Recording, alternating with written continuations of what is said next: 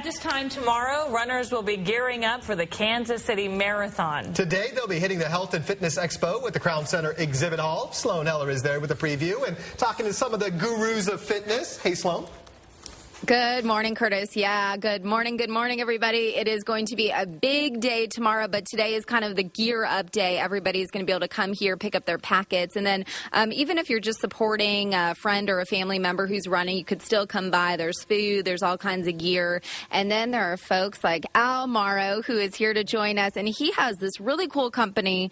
I'm going to forget the name of it. It is Races to Remember, and your whole concept is kind of coming up with the right pace for people to run. So basically, you kind of map out, you look at their half marathon times, their 5K, their 10K, and then kind of figure out what their goal is for the marathon. And then you actually time out their goals for every single mile. So I thought that was so interesting. Why is pacing so important in your mind to a marathon? Because if you go out too fast, I think you're going to use a whole lot of extra energy that you really need to save towards the end.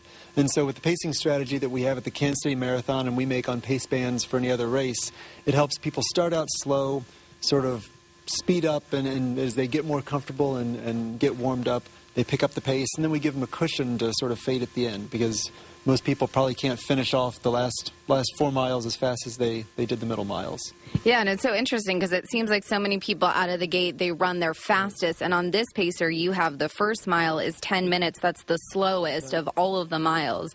Talk a little bit, if you could, just so for people who maybe they have run in the past before in Kansas City, or maybe they never have run, what they can expect as far as this course goes. Is it extremely hilly? What do they have in store for them tomorrow? You know, Kansas City's got a beautiful course. I think I've run about 15 marathons, and it's one of the prettiest courses I've run. It goes through some of the best parts of town.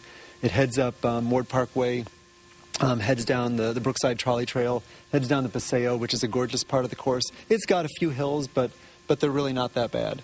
Awesome. And one more question. We do have to wrap up quickly. I know you and I were talking about some of the things that you say to people when they are just so exhausted they can't go any longer.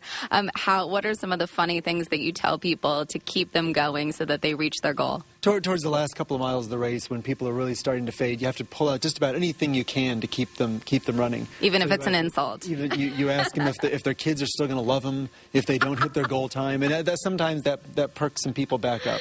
Thank you so much, Al. We totally appreciate it. And again, the race starts at 7:30 tomorrow morning. Good luck, everybody.